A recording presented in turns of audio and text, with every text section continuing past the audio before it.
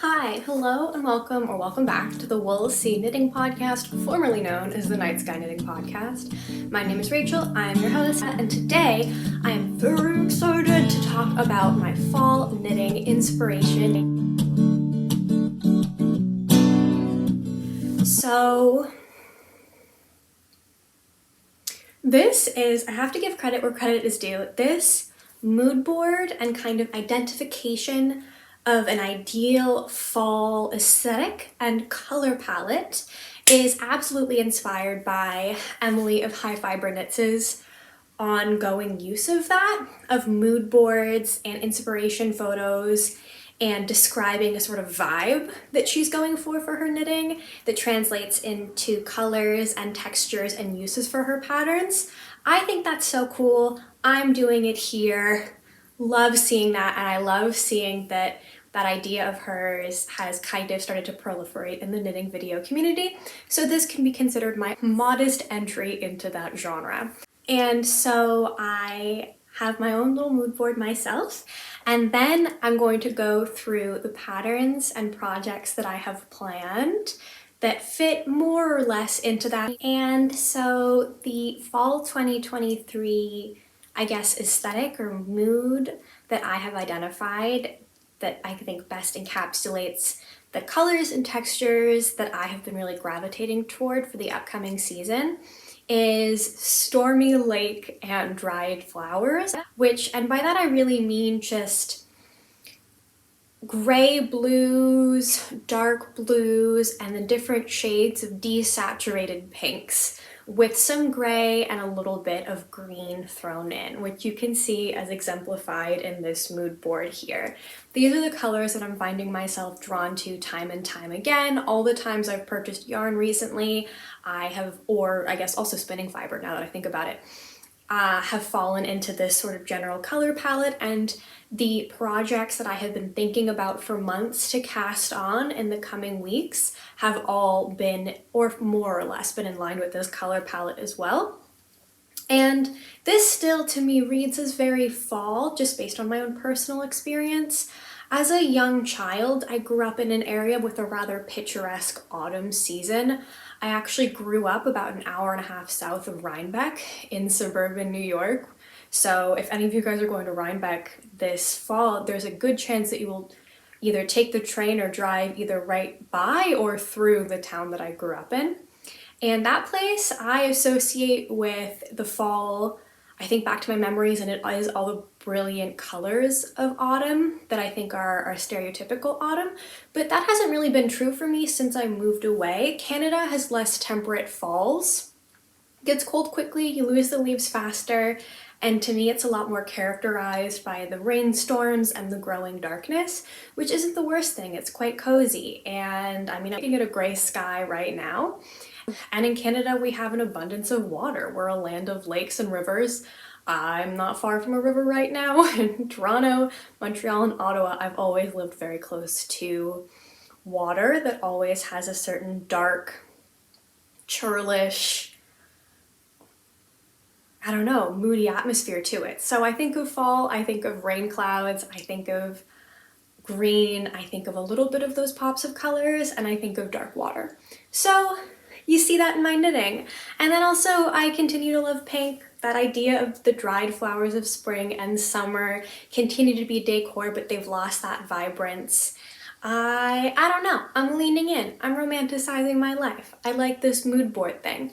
And I feel like that well encapsulates what I'm going for. Additionally, I am feeling very, very drawn to texture and intricate knits and more involved knits at this time. I've gone through a long period of doing a lot of stockinette knits recently, and I think that I'm exiting that phase and I'm really interested in knit purl textures, cabling, lace, and color work once again. So now that we kind of have that vibe established, which I am aware that I'm contradicting by my choice of outfit today. However, it is still August and I'm not ready to give up summer yet, even though it's cold and windy and raining yet again today.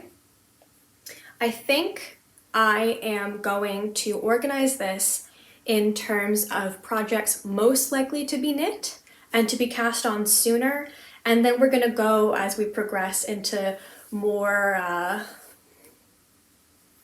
long shots and things that I would like to knit, but I'm not holding my breath that I'll get around to it this season, especially since gift knitting is looming on the horizon for me. So without much further ado, the first knit that I think I am absolutely going to cast on very, very soon, that I think very easily encapsulates this stormy water dried flowers thing, is the Flora Mitts by Jenny Penny. I have been talking about these off and on for a year. I have the pattern, I want to knit them, I just haven't gotten around to it, in part because I could not commit to colors. I couldn't decide on what I wanted. And I saw these two on sale at my local yarn store a few weeks ago, and immediately I thought, that's what I want, the dried flowers. Oh my goodness, I'm thinking about it as my dried flowers mittens, but they're the Flora Mittens by Jenny Penny. They have this really cute mod 60s retro vibe to them in the flower motif, and they're a fingering weight mitten pattern, which I think in color work throughout will be a very good mix of lightweight, and I'll still get a lot of warmth. And I'm gonna use these colors. I'm pretty sure I'll do the pink as the flower and the blue is the background, but I'm not sure yet. However, I have the pattern, I have the yarn, I would like more mittens. I really enjoy knitting color work mittens. I really like these colors as established. I really like knitting two-stranded color work. I really enjoy knitting mittens, and I've wanted to knit that pattern for a long time. So this is very close to the top of my list. And I don't know why this pattern doesn't have more projects and more hype around it. I think it's so freaking cute, and I think it's kind of a more modern or fresh take on a lot of color work patterns I've seen, especially for mittens, which can often veer very traditional. So really excited. I also think I could definitely get 2 pairs of mittens out of this, because the sample is knit in 2 balls of Arvetta by Filcolana, which is 50 grams, and I have 100 of each color here. So this is the Erica Knight Wool Local in Rosedale Pale Pink and Bennett Pale Blue. I'm pumped. The next pattern that is absolutely going to be cast on is, and I can tell you what day it will be cast on too, is the Lana Vest by Irene Lynn, who is a designer I've been following since pretty much I started knitting and have not gotten around to making anything by, despite really loving a lot of her patterns, and it is finally time. So in contradiction to everything I've said about the pale blue and pale pink that I have and gray and green that I've described as what I want for this fall, I'm going to make it in this bright burgundy because I have the perfect amount of it. It is the right weight, and I want this in a type of outerwear. Not outerwear. I don't want this next to skin. I think it'll be a little too scratchy, actually, maybe not. Regardless, I have about 800 or so meters of this, which is perfect to make a Lana vest in my size. It is this oversized, really drapey, almost tunic-like all-over cabled vest, and I will be knitting this as a part of a 2-person, not quite knit-along, but like me and my friend knit the same thing that I'm doing with my friend Charlotte, and I think that's really fun. So also, again, credit where credit is due, I originally wanted to make a vintage Hayfield Aran pattern with this yarn, but I have nowhere near enough. This was all of the color that Richard, this is Les Moutons de Richard, or Richard, who is a local yarn producer from Quebec, and his sheep, it's 50% wool, 50% mohair, and it is really gorgeous. And both my friend Charlotte and I got some of his yarn at Twist Festival in Saint-André-Avelin a few weeks ago. And I think that this would be really good for a cabled pattern. It's I think a 3-ply or a 4-ply. I think it'll produce really beautiful cables that won't get lost, even though this is a bit of a darker color. I love a good burgundy. I love a cool toned red, and I like that this one isn't purplish. And okay, whoa, I got so lost there. So my friend Charlotte really likes traditional knits. She loves a bottom-up seamed knit flat all over cable design in a worsted weight. She does not like a top-down raglan, which is very funny to me since I'm so embedded in like the online knitting space, which loves a top-down raglan. And so we were both talking about how excited we are for fall knitting for cabled patterns, and we decided to both knit fun, heavier weight cabled patterns for what we're calling Fisherman Knit Fall, because my friend Charlotte calls cable knits fisherman knits. And also I like alliteration. And so I was originally gonna knit this pattern. It's a vintage one, I think from the 80s by Hayfield. It's Hayfield His and Hers Sweaters. It's number 4110. And I cannot find any projects or any proof that anyone has ever made this, but I really, really love the design as shown on the cable pattern. I found it in the Erin free Erin vintage pattern archive that my friend Carolyn sent to me. I love this cable pattern so much, but nothing I have in stash, I have enough to make it. And so I think that's going to be a winter knit, and for the fall I'm going to make the Lana vest, which is this beautiful all over textured and cabled vest. And I think it'll be really good to be warm in a series of overly air-conditioned offices or poorly heated offices that I spend the majority of my time. I really like it. Again, Charlotte was the one who first said, I think I want to make the Lana vest. And I said, that's a beautiful pattern. I love Irene Lim's work. And then I realized that I did not have enough for the Hayfield pattern, and then decided to just shamelessly copy Charlotte, and I'm going to make this into a Lana vest as well.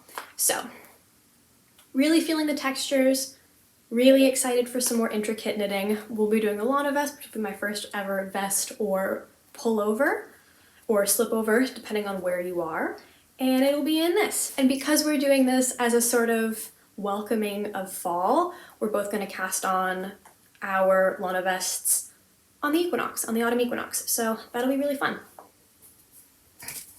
In the meantime, however, I'm finishing up a couple summery or transitional weather lace tees, one of which, my Florencia tee, is in that moody, stormy water color that I have been dreaming of. But that's going to leave some time in between finishing these projects and starting my Lana vest.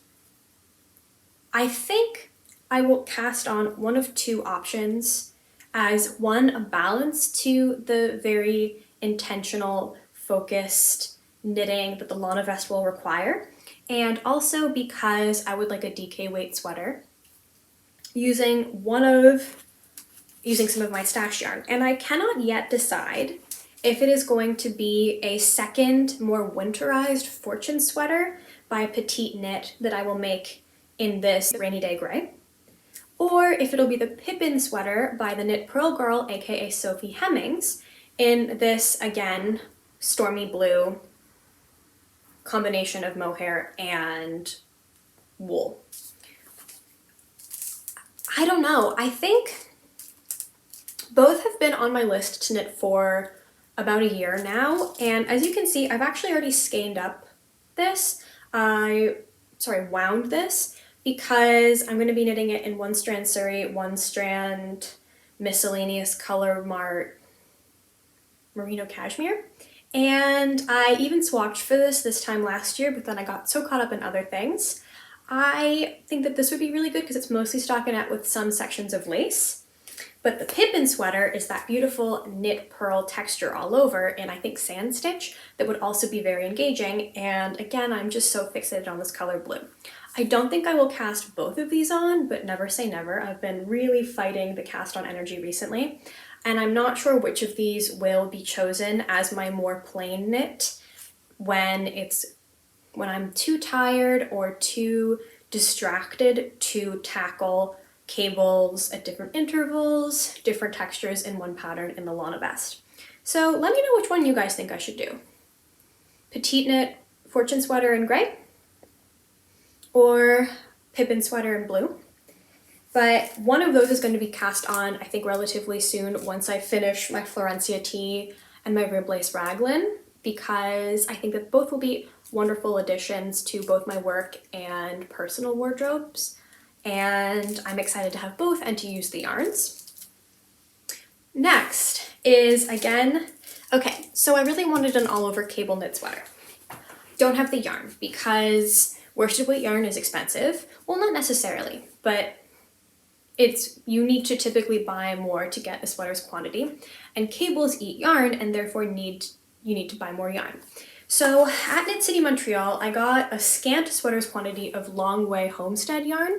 This is their DK. It's a Rideau Arcot, and then Canadian Arcot, or the other Arcot wool braid, of course the name is escaping me now, blend. This is the undyed color, and it's milled at Long Way Homestead, and it is a DK 2-ply. So yeah, all from Manitoba, which is another province here in Canada, in the middle in the prairies, above the Dakotas. And I really like the story and the ethos and the work of Long Way Homestead. I follow their newsletter. I went to their talk at Knit City Montreal. It was at the top of my list to buy some of their yarn there before I went. And I got 4 skeins, which is equal to 1,000 meters, which is enough for me for an all-over stockinette sweater, but it's not enough for the cabled sweaters that I was looking at, especially because I want a cabled sweater and a worsted weight to have a lot of ease. I find typically, I'm learning about myself that the heavier the weight of the garment, the more ease I want. Fingering weight garments, I want less ease. Worsted weight garments, I want more ease. I guess that's just my personal preference.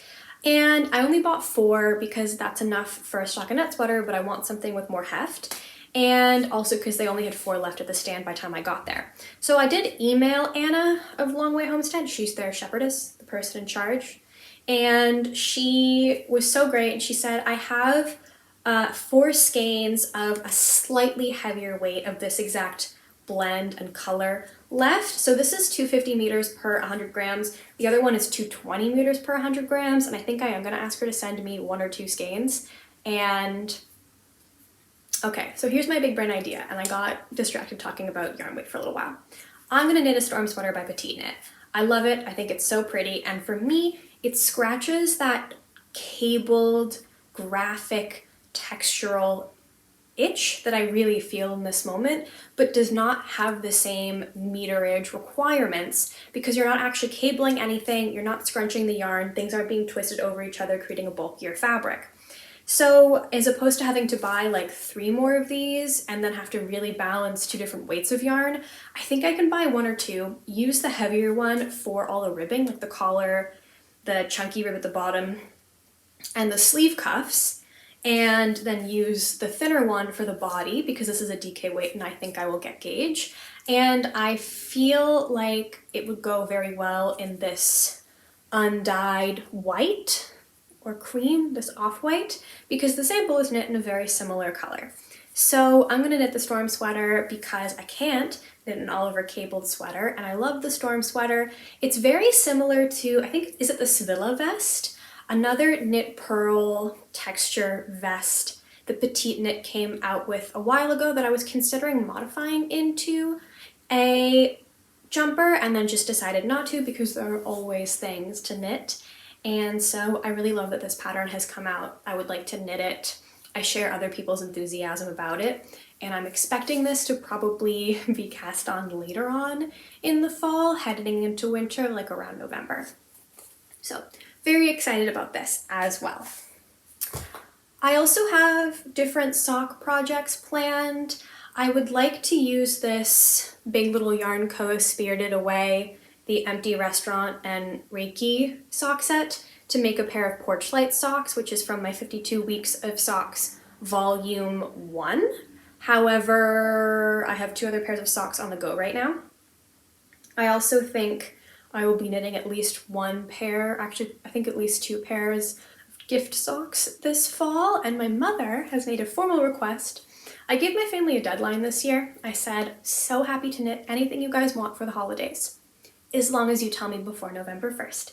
And I said this at the beginning of August, which I really think is enough time. My mother has made a request for a similar cowl or dicky that I made myself in the fall, which I'm very looking forward to making for her. I think it'll be fast and I think it'll be fun.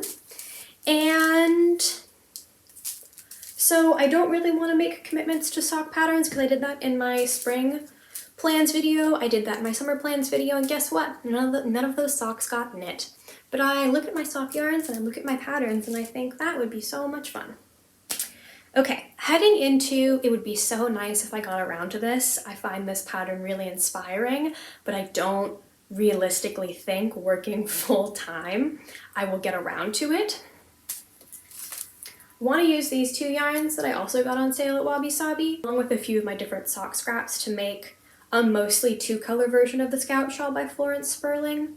I'm suddenly more interested in shawls than I was before, and I attribute this to spending a lot more time in the office as opposed to on campus or in more casual spaces, cafes, because I get so cold sitting there at my desk in the air conditioning, and then in the winter in the lack of heating.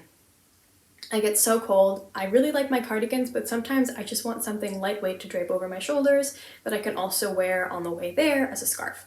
So this, again, I would love to.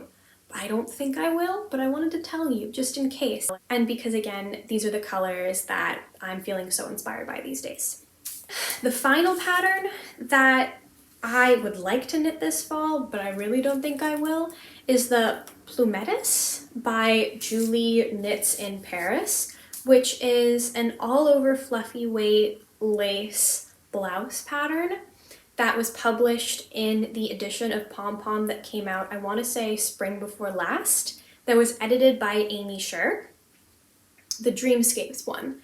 I saw a few of these at Twist Festival, people wearing them and samples, and it had me see the whole, it really had me look at the pattern in a new light. I had admired it when I saw it come out, and of course that is a very popular edition of Pom Pom Mag, but I hadn't really thought I would want to make or wear that blouse until I saw a bunch of people doing so, and I thought, oh, I love that. I love that so much, and I think it would be gorgeous. And I have been struggling to find something to do with this sweater's quantity of Surrey that I have in this beautiful green, because this is a really nice green, but I find it... What was that? Oh, it's construction.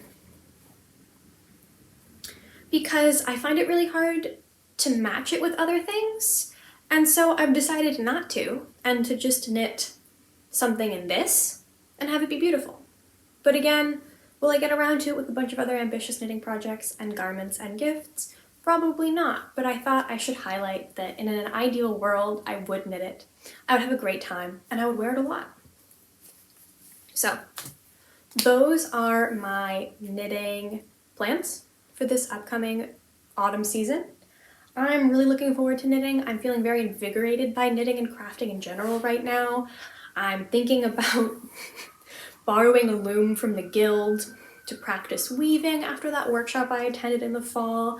I've recently started spinning along with, it seems, everyone else, which is great because it feels like I have a lot of content to watch and a lot of people who are learning how to spin at the same time, so I have an element of camaraderie there. And I'm thinking about crochet. There's something about the turning of the seasons just gets me really, really excited about making. So thanks for watching. I'm so curious to hear what you guys think about my project plans and what you are planning yourselves. Do you look at the things that you're being drawn to right now and see like any type of cohesive aesthetic or patterns in the things that you're choosing? Or do you just have a bunch of things that you like because you like them and they're all different from each other? Okay. Also, what are you planning on knitting? Do you have any particularly underrated patterns that you think I should be checking out? I don't know. Okay. All right. Thank you so much for watching. We'll talk again soon. And I really hope the video quality is better on this one. I don't know what's been going wrong lately. Okay. Talk soon. Okay.